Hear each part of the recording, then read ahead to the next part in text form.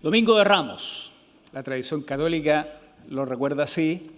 Los evangélicos no tenemos un nombre para este domingo, domingo de entrada triunfal o domingo previo al domingo de resurrección, qué sé yo, tantas formas, ¿no? Pero nuestros estudiantes de la escuela dominical nos recordaron que lo que es importante es precisamente recordar esa antigua memoria de esa última semana de Jesús entre nosotros en términos humanos y de las experiencias vividas.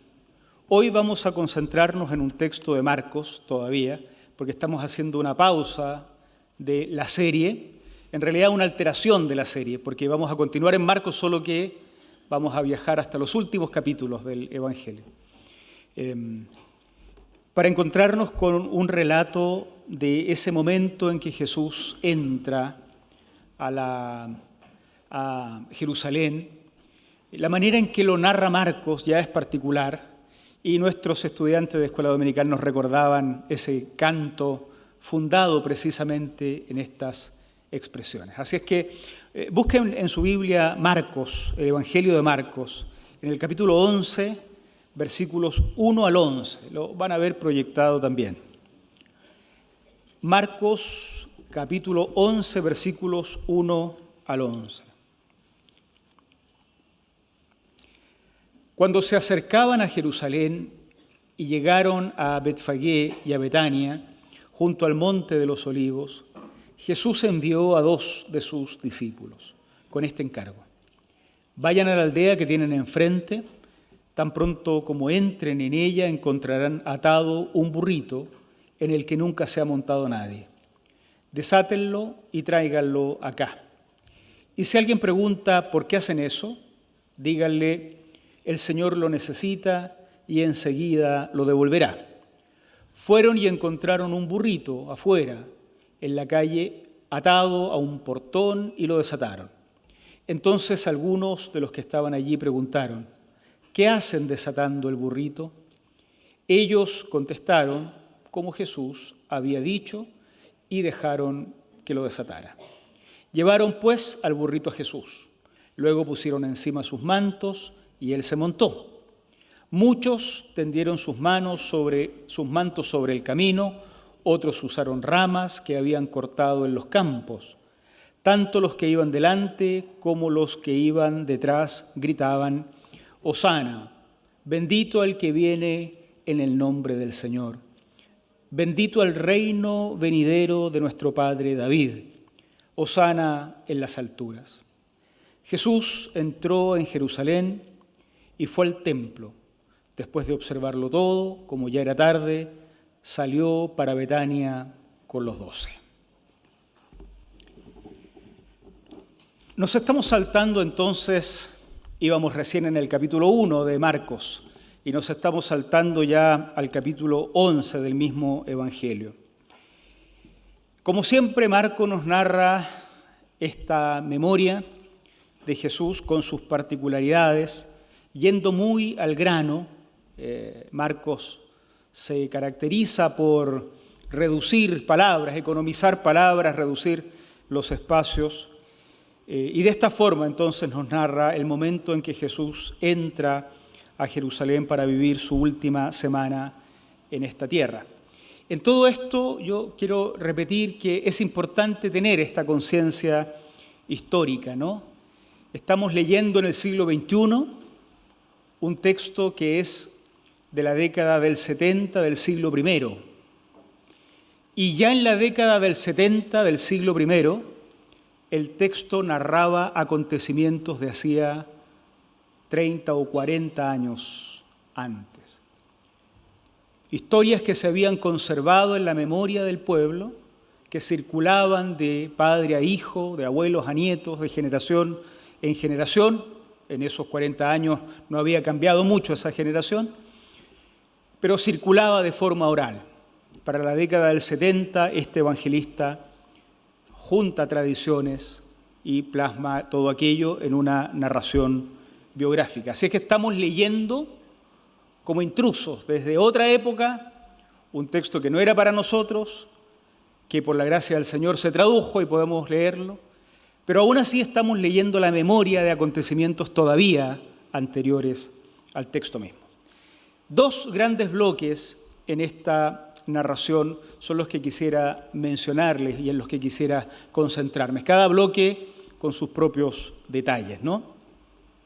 En primer lugar, hay un momento en este relato que corresponde a la preparación, cuando todavía no entran a Jerusalén, sino que son acontecimientos que se suceden justo cuando van a entrar o cuando van camino a entrar, y que en Marcos se relatan en los versículos 1 al 6. Marcos 11, del 1 al 6, el texto que acabamos de leer. Lo leo de nuevo para que destaquemos algunas cositas.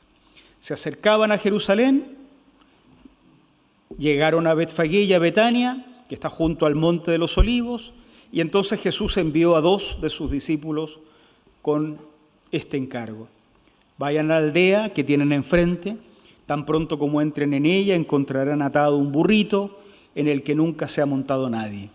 Desátenlo y tráiganlo acá, y si alguien pregunta por qué hacen eso, díganle, el Señor lo necesita, y enseguida lo devolverá.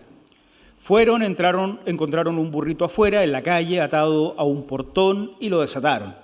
Entonces algunos de los que estaban allí preguntaron, ¿qué hacen desatando al burrito? Ellos contestaron como Jesús había dicho y dejaron que lo desatara.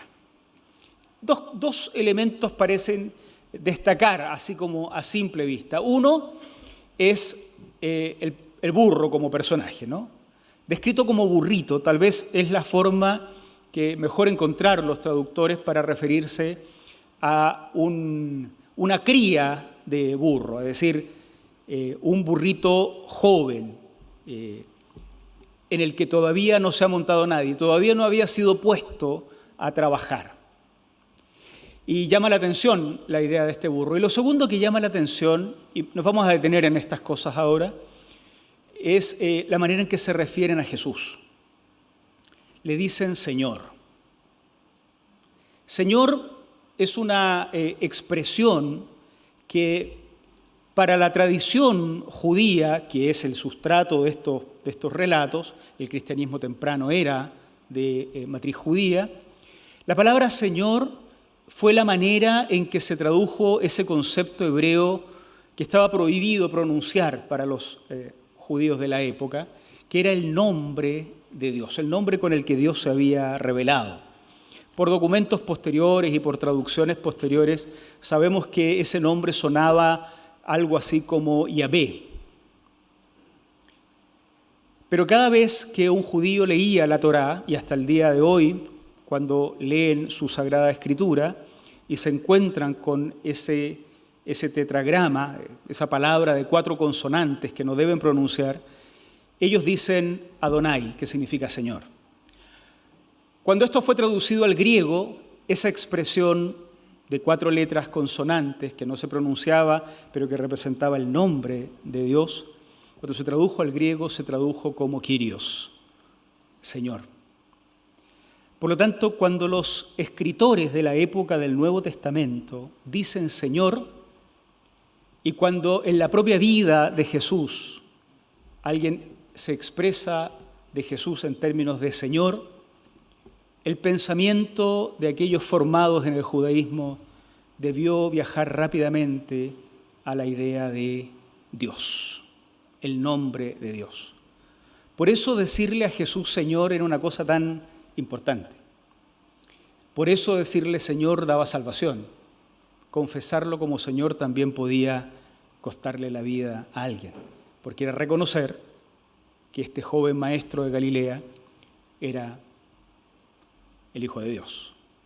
Esos 2 elementos, el burrito y el nombre de Jesús, llaman la atención en esta primera escena.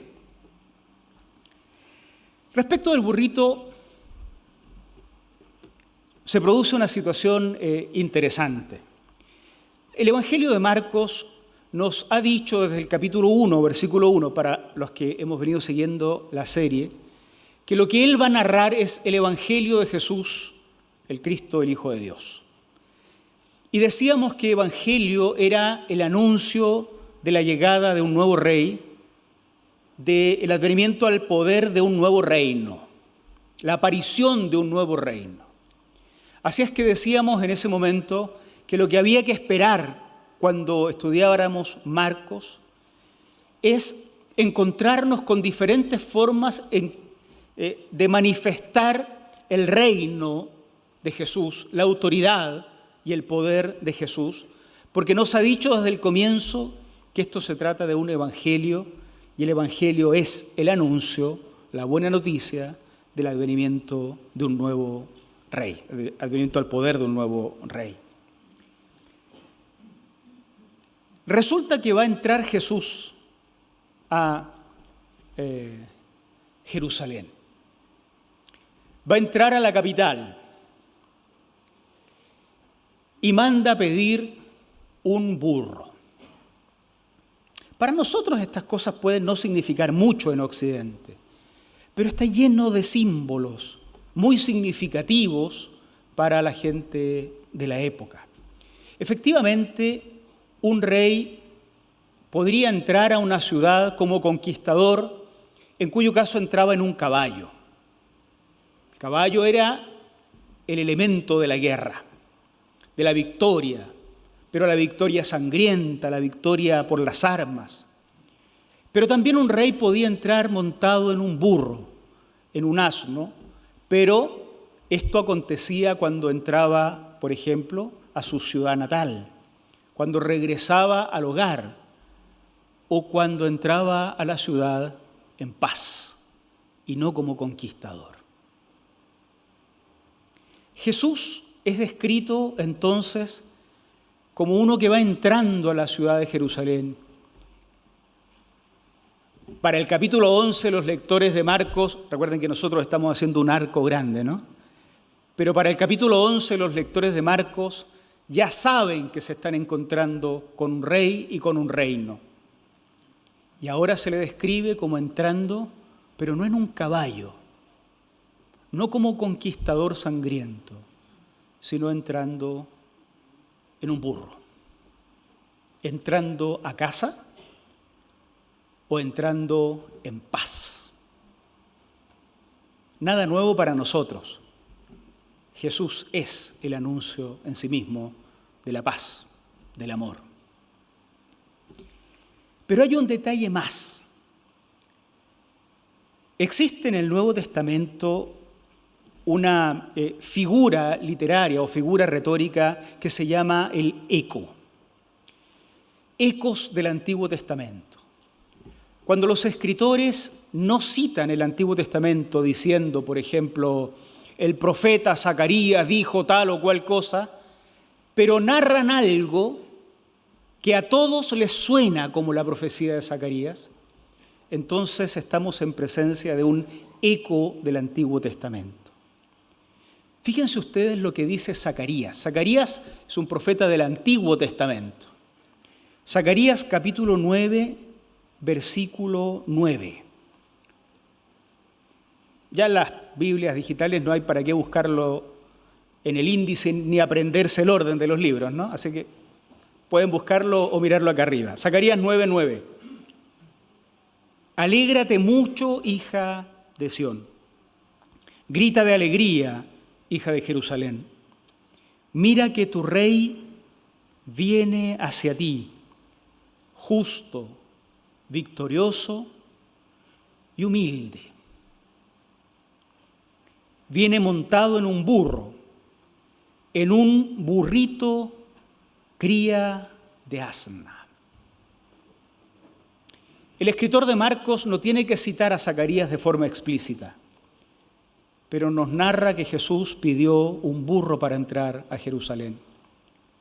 Cualquier persona de la época, formada en las tradiciones judías, habrá oído hablar que todos esperan al rey que vendría, al Mesías que iba a llegar, al que por fin iba a gobernar como rey legítimo y no un rey ilegítimo como habían tenido tantos.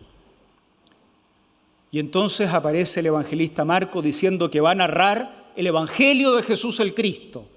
Este es el que tiene un reino, el que es un rey. Y en el capítulo 11 nos dice que pide un burro para entrar a Jerusalén. Esa gente fue llevada en su mente inmediatamente a la profecía de Zacarías. El que viene entrando no es otro sino el rey esperado. Hemos hablado en otra ocasión en la Academia Bíblica de los triunfos romanos. Un triunfo romano era una especie de parada militar. Se trataba de la entrada a la ciudad de un general victorioso en batalla que viene desfilando con parte de su ejército, pero también con sus esclavos. Frecuentemente los esclavos capturados de los ejércitos enemigos esparcían especies de tal manera, e incienso, de tal manera que en todo el desfile, que se llamaba triunfo, en todo el triunfo romano, todos pudieran percibir la grandeza del general que entraba victorioso, montado en su caballo, y con los esclavos capturados o los prisioneros de los otros ejércitos desfilando. Todo era un gran alboroto, todo era una cosa majestuosa. La entrada de Jesús también fue una especie de triunfo. También entraba a la ciudad. También Marcos quiere decirnos que era un rey, por lo tanto la entrada era, en algún sentido, un triunfo. Pero la forma en la que entra y el eco de la profecía de Isaías muestra que el triunfo de Jesús no era como los triunfos romanos. Era un triunfo de la humildad. La expresión de Zacarías que llega a la mente de los que supieron que Jesús entraba en un burro y a la mente nuestra que también sabemos lo mismo, la entrada de Jesús y la profecía de Zacarías se vuelve algo muy portador de sentido por lo contradictorio que parece. Según Zacarías, el rey vendría justo donde no abunda la justicia. ¿Y por qué no hay justicia? Victorioso y humilde. Parece que en la concepción del nuevo rey, tanto en la profecía como en el cumplimiento, y en la percepción del nuevo reino, tanto en la profecía como en el cumplimiento, era posible conjugar estas cosas: justicia, victoria y humildad.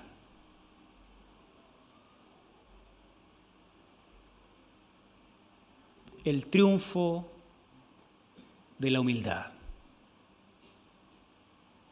El segundo bloque del texto que hemos leído aparece en el versículo 7, del versículo 7 al 10 de Marcos. Marcos 11, versículos 7 al 10. Llevaron pues el burrito a Jesús.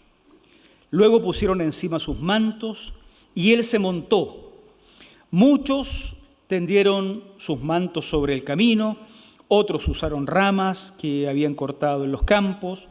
Tanto los que iban delante como los que iban detrás gritaban: Hosana. Ese era el canto de los estudiantes de la escuela dominical, ¿no? Hosana, bendito el que viene en el nombre del Señor. Bendito el reino venidero de nuestro padre David. Hosana en las alturas. Hosana es una expresión que significa algo así como sálvanos, Señor, o sálvanos ahora. Parece que la gente que está amontonada mientras Jesús va avanzando capta quién es el que está ahí. No le pides a cualquiera que salve, no le pides a cualquiera que te dé la salvación, que te libere del yugo del imperio en medio del cual funcionas. Pero sí se lo pides a alguien que tiene el poder para hacerlo. Tal vez que haya entrado en un burrito les hizo recordar a todos la profecía de Zacarías y tal vez la comprendieron en algún sentido. Está entrando a Jerusalén. Esta es la columna victoriosa que va a tomar el poder en Jerusalén. Sálvanos ahora, sálvanos, Señor. Y bendito el que viene en el nombre del Señor, y bendito el reino venidero de nuestro Padre David. Esa gente entendió quién era. Que lo haya entendido todo es dudoso, por lo que pasó en los días posteriores, esa misma semana, y que será objeto de nuestra reflexión el jueves y después el domingo. Pero sí logró entender algo que muchos otros no entendían. El domingo pasado hablábamos del capítulo 1 de Marcos y recordábamos lo que pasó en la sinagoga, ¿se acuerdan? Los religiosos de la época no lograban entender quién era Jesús, pero un endemoniado que estaba en la sinagoga captó perfectamente quién era Jesús. Bueno, estos también, al cantarle hosana, al expresarse respecto de él como Señor, al hablar del reino que él vendría a instalar, daban a entender que habían captado quién era Jesús.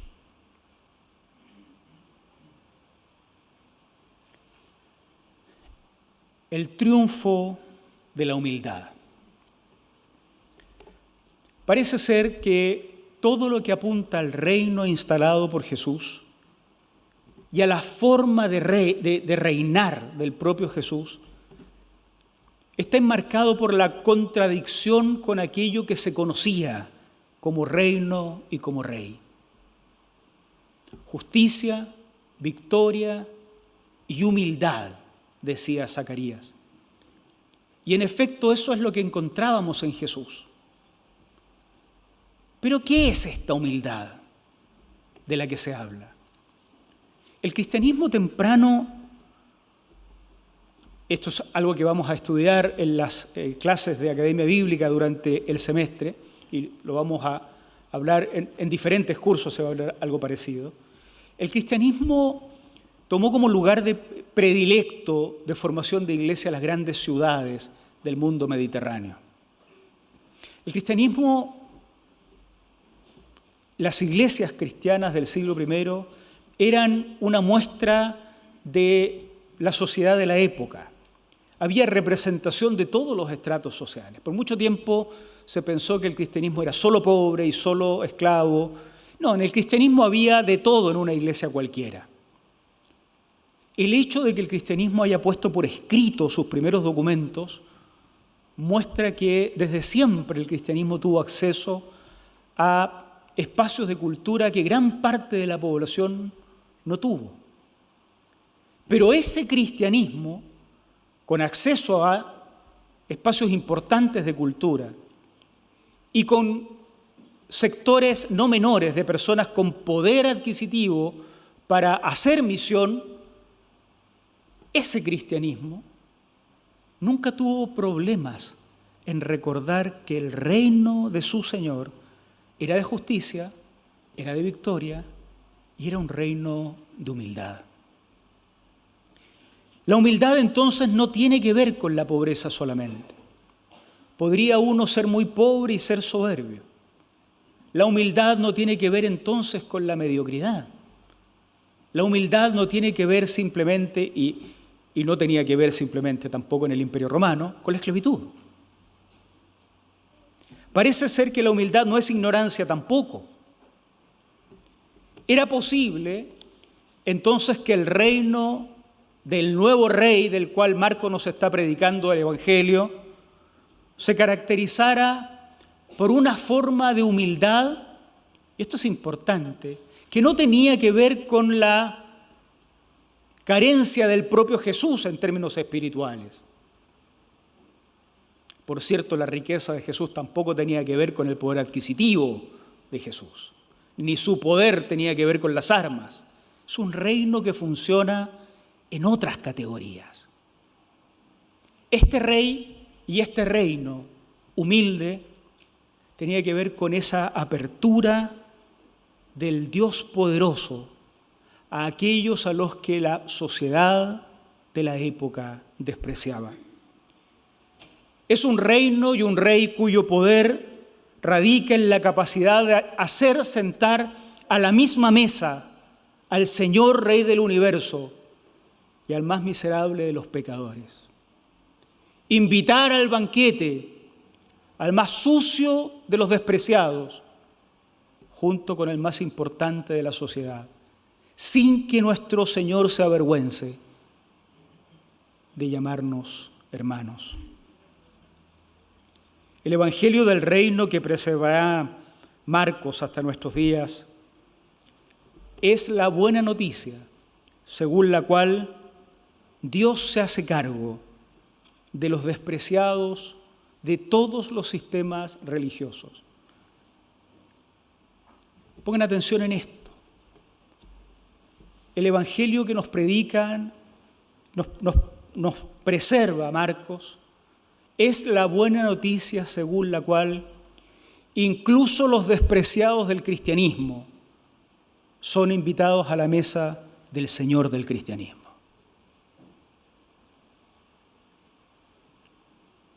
Nosotros somos de los que seguramente nos pondríamos en el grupo de bienvenida que cantaría Hosana, sálvanos, Señor. Pero ¿seremos de los que captamos de qué se trata realmente el reino del nuevo rey? No es un spoiler porque ustedes conocen la historia final. Muchos de los que cantaban Sálvanos, Señor, una semana después cantaban Crucifícale. No siempre la comprensión de quién es Él es equivalente a la comprensión de la forma en que Él va a funcionar como rey. Porque nuestros conceptos de rey y de reino se han corrompido por lo que vemos a diario. El desfile triunfal de Jesús en esa entrada a Jerusalén está lejos de ser un triunfo romano. No se exhiben a los derrotados, no se exhiben en el camino a los que perdieron, no se humilla a quienes han sido derrotados.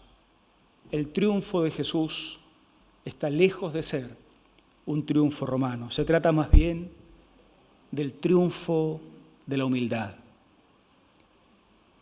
Ese modelo debiera regir la marcha de la Iglesia también en el Santiago de Chile en el siglo XXI. Que el Señor nos ayude y que el Señor nos bendiga. Oremos. Pónganse ustedes de pie, por favor.